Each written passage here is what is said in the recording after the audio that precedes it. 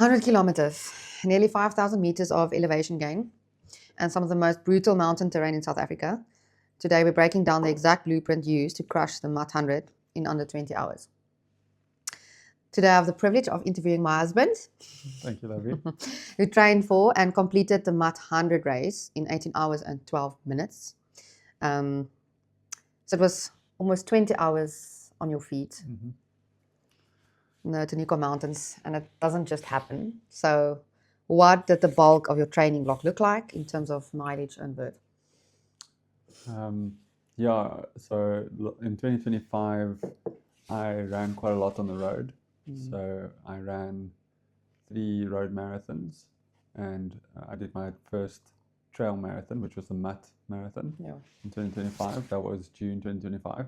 That was my first trail running really, was last year. And towards the end of the year, I ran Sport. So I came into 2026 relatively with a good aerobic base. So a lot of folks were telling me I need to train about 9 months for the MUT 100, but I didn't feel like I needed it because I ran quite a lot in 2025. So I had a 6-month training plan. So I started in January, and the training plan really followed like the same process. So it's 3 weeks of build, 1 week of recovery. 3 weeks of build, 1 week of recovery. And during the recovery week, it's just like reducing your mileage to about half. Okay. And so your standard week would look like Monday is an easy day, Tuesday is your hill repeats day. So a lot of running hills and power hiking, really steep. I found a good hill here in the mountains, and I just tackled that one every single Tuesday.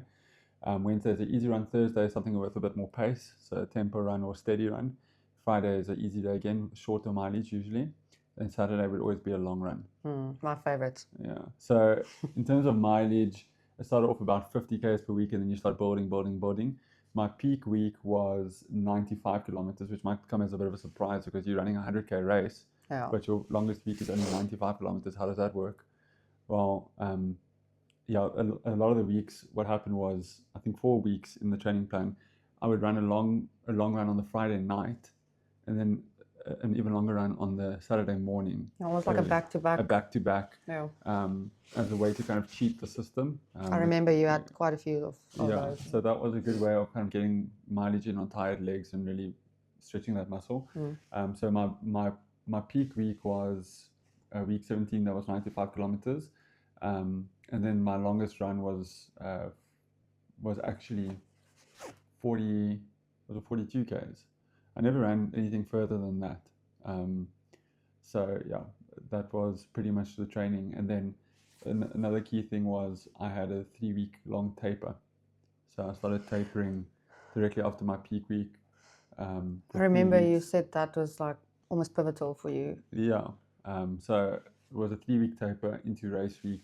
I only ran 1 shakeout run on the Tuesday, and then the race on the Saturday. Yeah, I remember you didn't. This iPad is switching off all the time. I remember you only doing a one race or just one sort of a loose one because you didn't want to potentially put yourself under risk, because you are still running in the mountains, even though it's just a casual or friendly run. There's still the risk of injury. Yeah.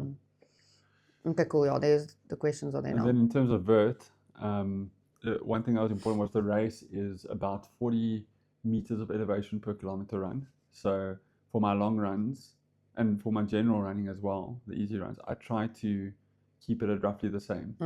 So the long runs definitely minimum 40 meters of elevation per kilometer. But in the week, I also try to tackle mostly trail, hilly stuff.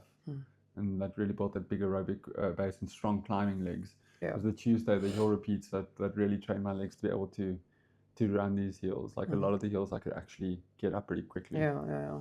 Sure. So how did you then simulate this technicality? Because Georgia's very, different terrain, from rocky to steep to muddy forest climbs. I guess it's a bit cheap because I live in George. So cheat code. I got to actually run a lot of the route in my training. So on the Saturdays, I try to run a section of the race with every long run.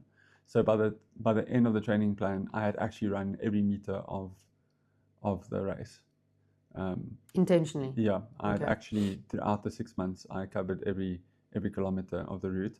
So I got exposure to everything. So mentally, I was very well prepared in that there was no surprises. Yeah, I wanted to say, so you knew exactly Mm. every single meter Yeah. and every kilometer how it looks like. Yeah, and as I said, I had that minimum of 40 meters per kilometer vert. Mm. So I was like conditioned well for on this mountain. So like it's a bit of a cheat code living in George. Yeah.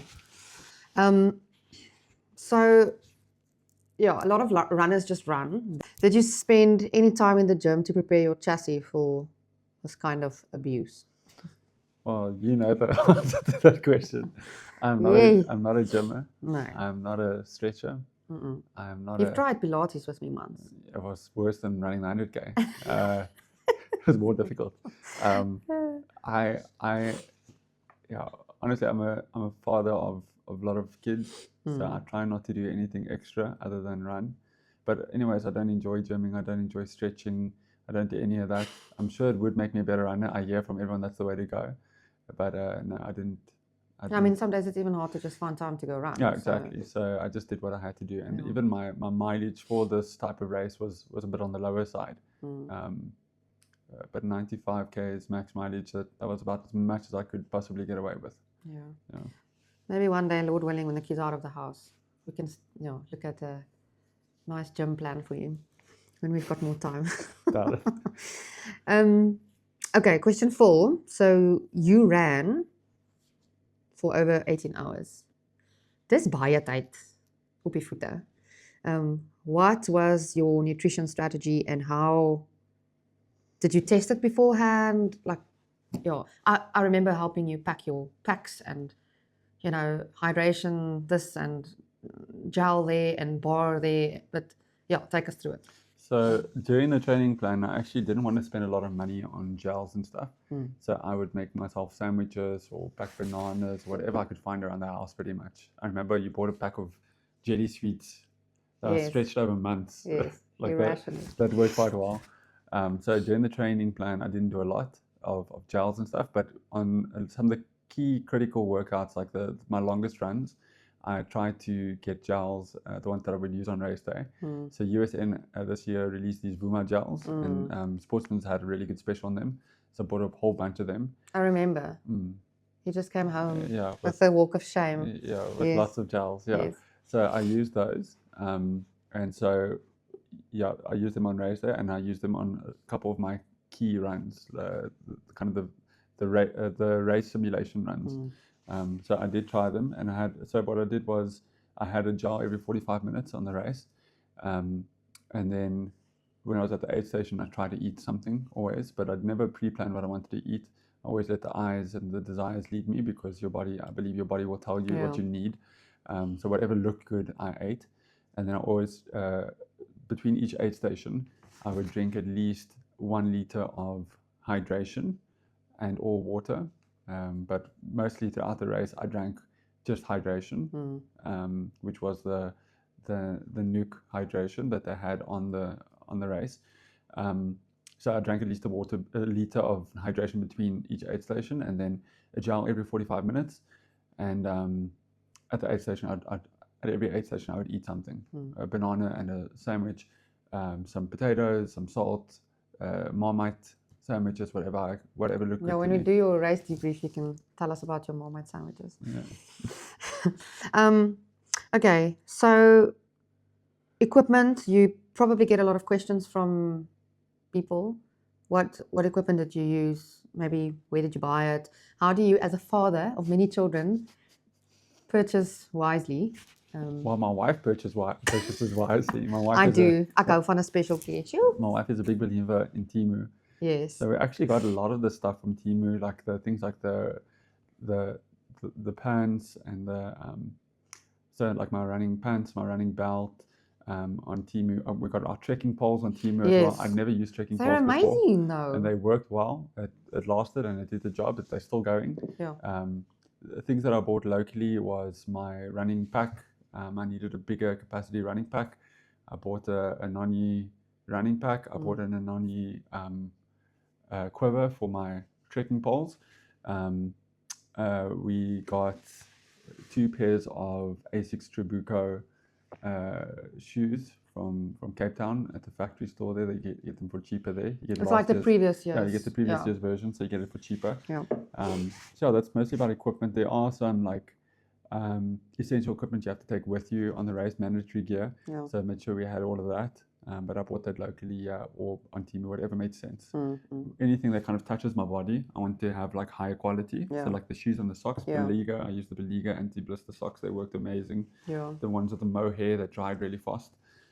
Those were great because my feet You did get wet. did a lot of research on that. I remember we were like back and forth. Then Sock this, then that. sock shoes, I would not ever compromise on. Yeah. So that was the most important for me, was getting quality shoes, quality socks, because your feet is very important in these long races. Yeah. If you're married to a runner, you need to prioritize that in your budget. Yeah. Wow. Yeah. Yeah. I try to make my shoes last. Like I don't listen to the manufacturer. If they say last whatever kilometers, I don't listen. I run until they break. Yeah. But yeah, I won't comment on budgeting and shoes. Okay. Question 6.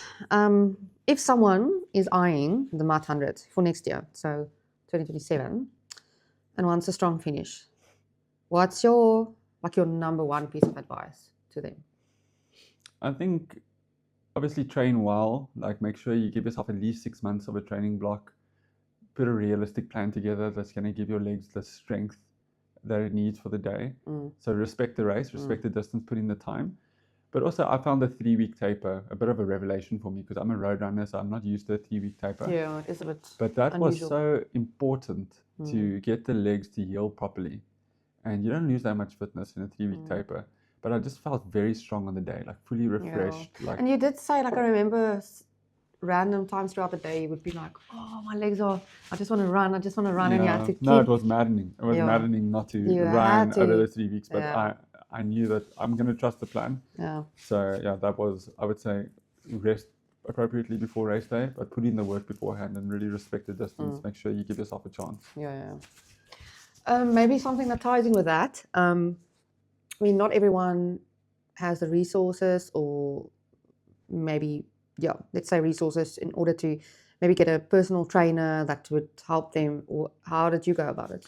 So I actually use Gemini.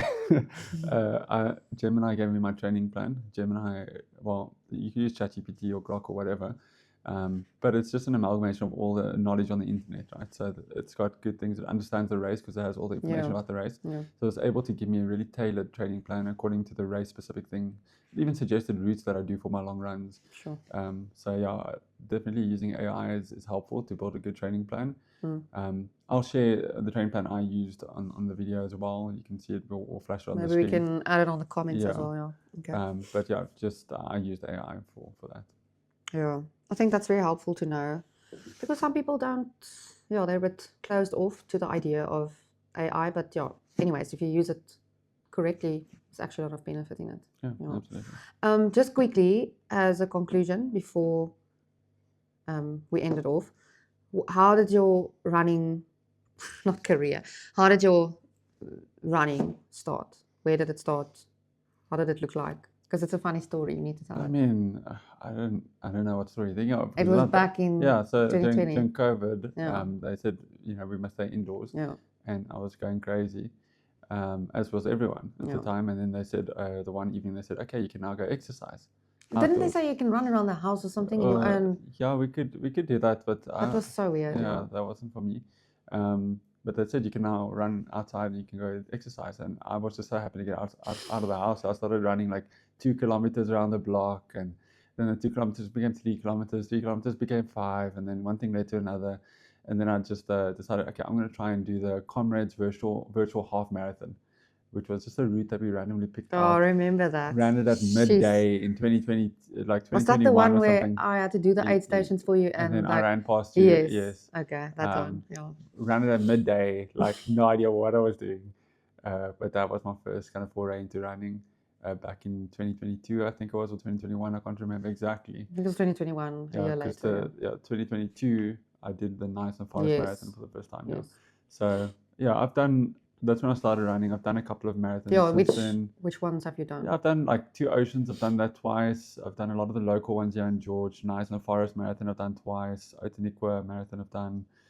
I've It's tried the to one in do Oudtshoorn, the Kango, Kango done the and Kango a Meiringspoort. couple times, Meiringspoort, yeah. Yeah. So all the local stuff is nice. Mm. And now the MUT, I've done the MUT Marathon and the MUT 100K. Yeah. Hoping to do some more road running stuff in the next year. Yeah. But yeah. Yeah, this year was actually, it was quite an emotional year for me as well, just seeing you finish it, but we can chat more about it in the race debrief. But yeah, last year, 2025, with the MUT, you would have done the 60, right? Not 60. No. Or was it just a... No, I did 2025. I was always going to do the marathon. Yes. Because I'd never just done... a marathon. Yeah, I'd okay. never done... Yeah, and then you got sick. You had... Yes. So we all That's had right. some or other, I don't know what. That's right. I forgot about that, yeah. Flu or something, but then you did run it on your own. Yeah, 2 weeks later. 2 weeks later, yeah. yeah. That was So, the yeah. interesting thing. Like to do it on your own versus like Sure. not supported is definitely mentally more difficult. I think doing it on the race day with all the people makes a massive difference. Yeah. But we'll talk more about that in the race report. Yeah, it's a really well organized race. So you get lots of support. Yeah. Okay, cool, love. Thank you. Thank you. Cheers.